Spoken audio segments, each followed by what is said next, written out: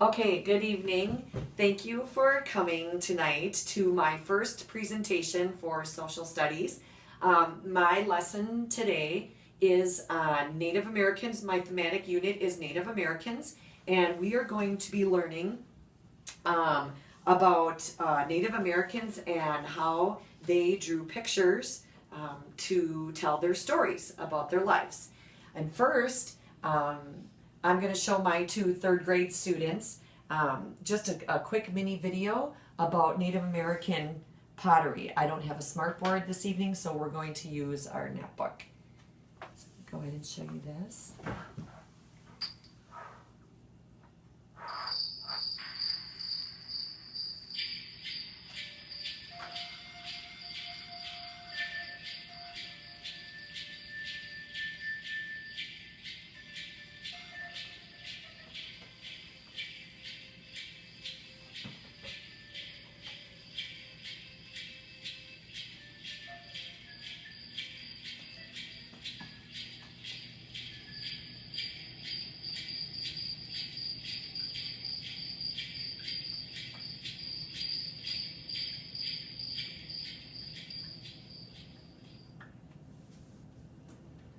Okay, so I just wanted to give you a quick little viewing of the Native American pottery that it showed on the screen. And what I wanted to ask you, now that you've seen that, is if you can name some ways that we could learn about a different culture.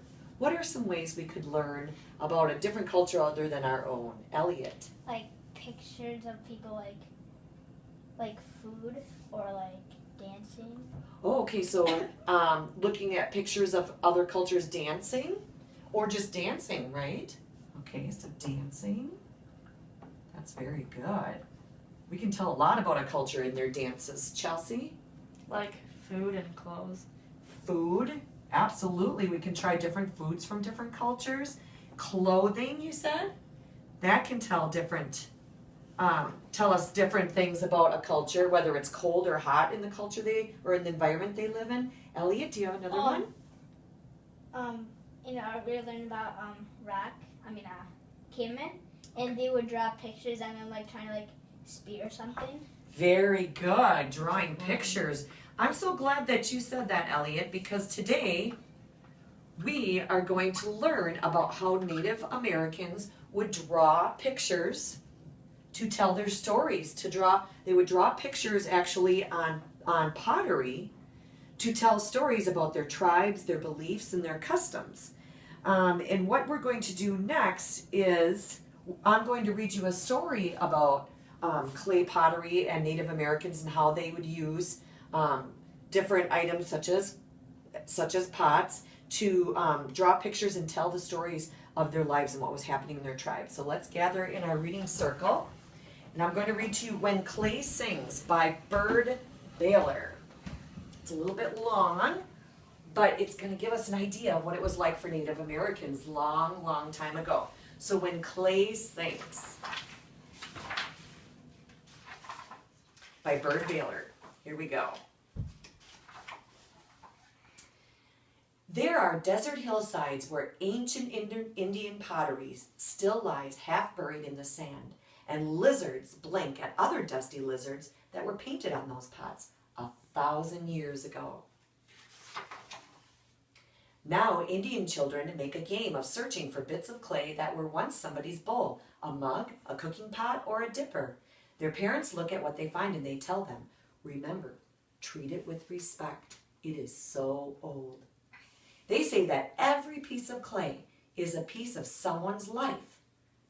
They even say it has its own small voice and sings in its own way. So the children touch the pieces carefully as they kneel there in the hot, dry sand, listening for whatever voice a broken pot might use. A windy voice, a sandy voice, a voice like a far bird's cry. Sometimes, if they look long enough, and if they are lucky enough, they can fit 4 or 5 pieces together the way you'd fit a jigsaw puzzle. Then suddenly they see a perky, wide-eyed bird look up at them, surprised. Maybe the bowl with the bird was dropped by some other Indian child who was chasing a rabbit nearby. When they find a bowl that isn't broken, the children can pretend that they've just eaten from it and that they're sitting by some campfire on a deerskin blanket. And then it's then, not now. And they speak an older language. Boys and girls, what do you think they mean by speak an older language? Like different. Like maybe a different language? Like an older language by like a secret language or like sign language something. Maybe a sign language. I bet Native Americans did use sign language, or maybe they just spoke in a different language than us, and that's what the author wants you to try to picture in your mind. But they don't need words to know that there were speckled bugs and spotted bugs, bugs with shiny wings, and pinchy bugs, jumpy bugs, and bugs that had 1,000 legs that like to walk through the grass. Ugh. I don't like that very much. They know the molding of a lump of clay has always been a slow and gentle work. No hurrying, no rushing. Hands that shape the earth this way have time to know the cool touch of the sand. Women then must have spoken to the earth as they took the clay. They must have sung special songs for shaping the bowl, polishing it, baking it, so it would be strong enough to last long after the tribe was gone. Boys and girls, how do you think they made these clay pots? And then thousands of years later, we dig them up and find them. What do you think? Sometimes they'll take sand and maybe heat it up a little bit to make it kind of. So do you think they used some of the environment around them, right? Real nature, things around them in the outdoors. They built them so sturdy that they stayed there. They lasted thousands of years. They packed it in. Well, and they're underground, so. With mud. Maybe it got packed in. Maybe they got lost in the sand and in the dirt. Yep. Once somebody is sitting on the ground outside a high, cold cliff house, thought, "I'll make this bowl as pretty as I can." And she painted what she liked the most: the stars, the moon, the sun, and the whirlwinds. Was the sun shining as she worked? Were her own brown naked children playing near? Wonder why she says naked children. That Mrs. Franke wonders about. Was there a skinny dog? Was the smell of cooking in the air? Did a man come back from hunting and shake his head? And on another day, did she paint that hunter too? So boys and girls, what the author is asking is, did she use what was around her, the sun, the moon, and the stars and the winds, to make her designs on the pottery? Did she tell the story of her husband coming back from a hunt or from her children playing? Sometimes children may have said, but in that other language, "Mama, make a bowl with pictures of big animals for me. Big, fierce creatures that I'll hunt someday." So she drew mountain lions and wildcats and even a man wrestling a bear. Or was it a bear wrestling a man? The colors are still bright, reds as deep as sandstone cliffs, browns and tans the shade of desert earth, black and white, shiny as stones polished by water in high mountain streams. There was 1,000 shapes to draw: horned toads and lizards, butterflies, turtles, and beautiful leaping fish. So boys and girls, what do you think the author's trying to tell you about all of these things that they're seeing in nature? What did they do with those items that they saw? The fish, the turtles? They would catch them for food. That's true, but what were the women doing when they saw these things? The leaping fish and the turtles and the sunshine and the lizards walking around? I'm not sure. They use them as pictures in their minds to draw on their clay pots. To tell a story? To tell their stories, you're right. And deer and mountain goats and antelope that flashed across these canyons, always faster than the boys who knew the trails and followed them among the tracks. They even drew the scariest things they could think of. Call them monsters, call them night spirits, call them anything. Children make them up today and they still have that same scary look in their eyes. So boys and girls, way back a long time ago, even 1,000 years ago, kids would make up scary images in their minds and draw them out to show what their scary thoughts were, just like we do today. Many a child must have eaten rabbit stew for supper out of bowls with rabbits painted on them. Here's a hunter who used a fine long net for catching rabbits, but what rabbit couldn't jump through that hole? Could it jump through the dish? This child was sick, and they called a medicine man to cure him. What magic is he using? What special chants and dances and whispered words, feathered wands may have helped the boy get well again? And did the medicine, I'm sorry, Elliot?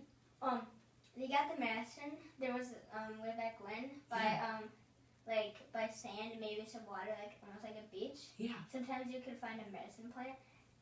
You know what? I was just going to read about that. It says here that the medicine was made from dry roots, flowers, and wild yellow grasses, just like you said. And they wonder, did it taste like the pink medicine you drink today? Probably not. No. No. It's probably like this kind of like watery kind of. Yeah. Mushy kind And of stuff. isn't that funny how they show pictures of the medicine men? Those are their doctors. And they would do dances and chants and sprinkle different things on the child to make the child feel better. Indians who find this pottery today say that everything has its own spirit, even a broken pot. They say the clay remembers the hands that made it. I wonder, does it remember the cornfields too and the summer rain? The ceremonies that held life together? Here are the masks and the costumes and the great dancing figures. Here is a man playing the flute, bent over playing his song. Yes, Elliot? I learned in school that sometimes they'll have like special hunting masks. Yeah. Almost. Yeah, that's what they're talking about, the hunting masks right here. I don't know if you can see it. Let me see. Well, here they show the great dancing figures. But you're right, they have masks too.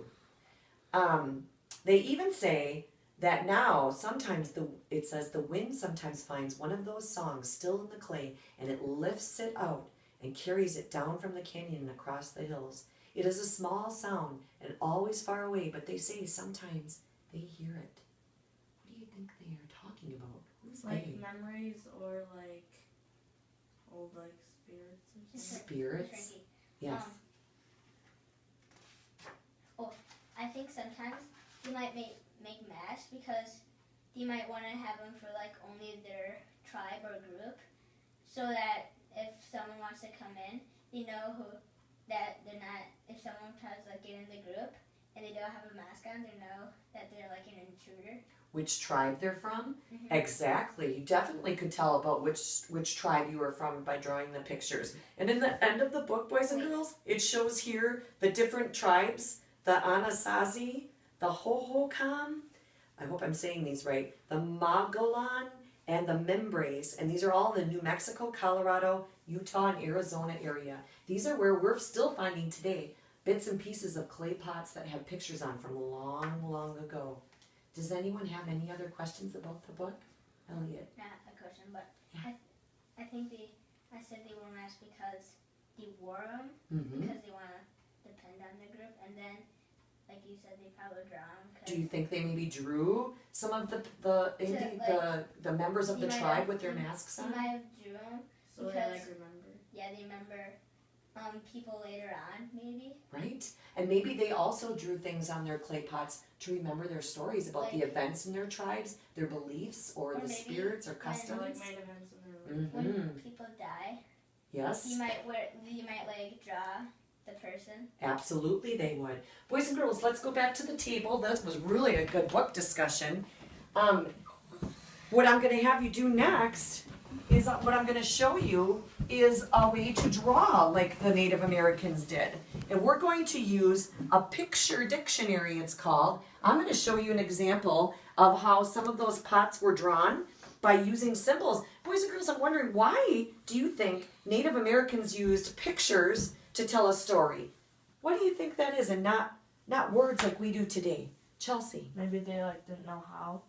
You were Like they get the pictures from nature, so they know like what that means, but they probably don't know what letters mean. They didn't know what letters mean. Very good. Elliot, what was your idea? It's kind of like hers, but maybe they don't have like the intelligence to know what that meant yet.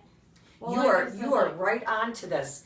What you're leading up to, and maybe they weren't they maybe were because intelligent they enough. don't have school, and like the people like who discovered or like invented letters, like They didn't have the alphabet. and they're not in buildings, like they're only in They nature, didn't- so they only know what nature looks like. So They That's didn't right. really know what words were They didn't know it. You are right, Elliot. until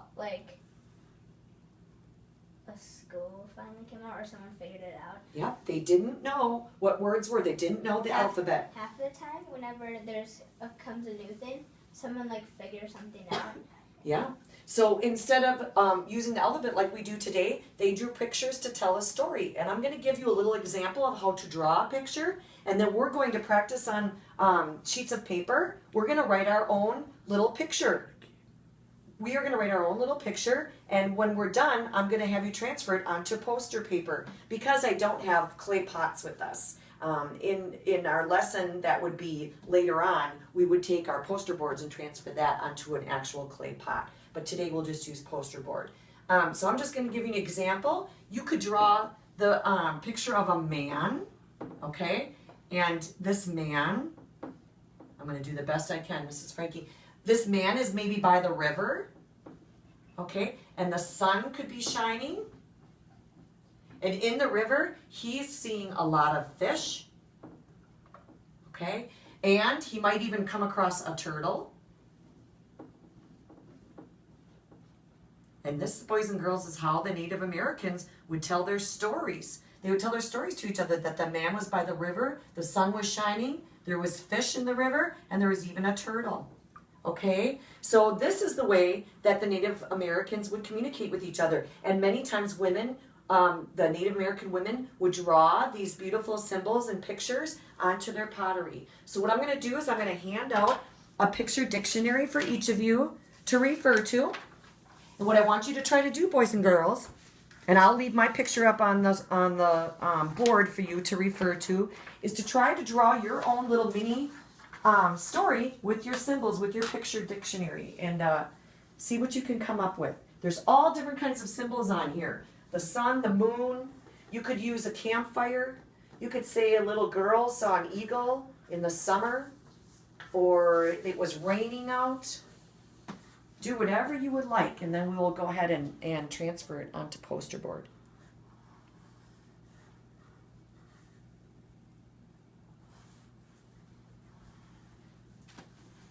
Hopefully you can see Miss now. Frankie. Yes.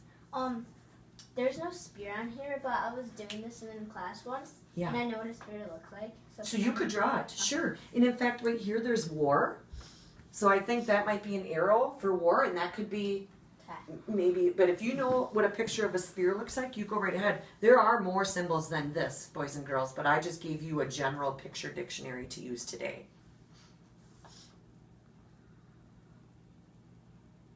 I like, Elliot, how you're already got your man and your river.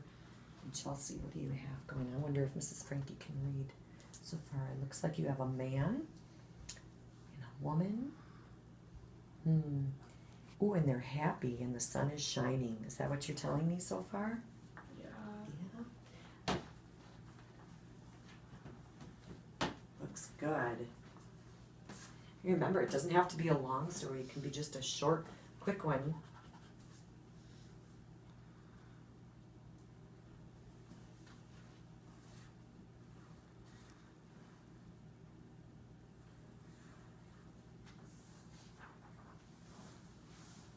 Good. Chelsea, are you done? Mm-hmm. Okay. We're going to turn those in and share them real quickly before we transfer them to a big poster board. And then as we transfer our stories onto the big picture board, onto our big poster board, that will be the conclusion of our lesson. I think I can. Let me try, Elliot. Let's see if we can do it together. Elliot's story, let me see if I got this right with my picture dictionary. There's a man, right? And it looks like he's using an arrow or a spear, right? It's something that you would use in war, but only he's not in war. It looks like he is spearing many fish. I like how you used the many fish symbol. That means this man had a successful hunt with fishing at the river, right? Am I right? Very good. You did an excellent job, Elliot. And Chelsea decided to go with a man and a woman. They were very happy because the sun was shining and there was no rain to be seen. And let me see. Oh, and they had a great spirit around them. Maybe the great spirit was in the sky or surrounded the man and woman? Yeah. Is that what you're telling me? Or they were just like really happy and they had like good spirit around them. Very good. That's an excellent story. Yes, I have a question. Elliot. Do we have to Sure. draw this on that? Yeah, now for your final project, I'm going to give you each a Sharpie. to do your very best work, and you can refer to your sheets here and your picture dictionary. If you want to add a symbol or take one away, that's okay. And you're each going to have a big poster board to draw it on, and we will display these in our classroom later for all to see. Yes, Elliot? Can you kind of do the same thing, but You can do exactly the same thing, only make it larger. Okay. Okay? And we'll see how they do if we have enough time left to show on our video. At least one finished product.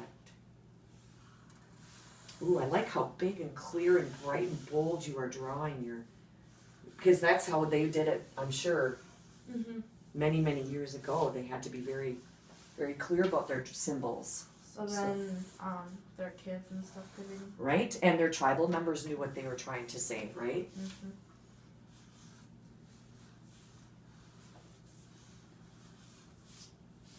Very good.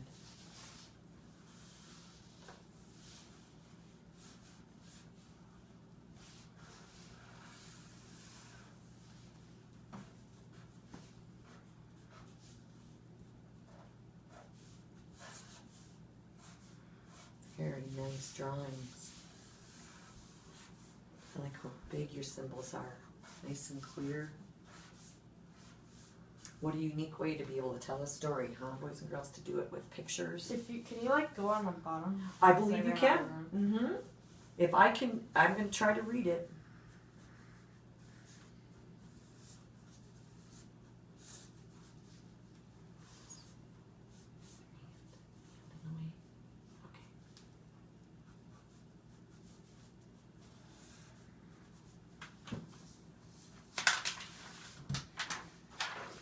Yeah, make sure you use your dictionary if you need help.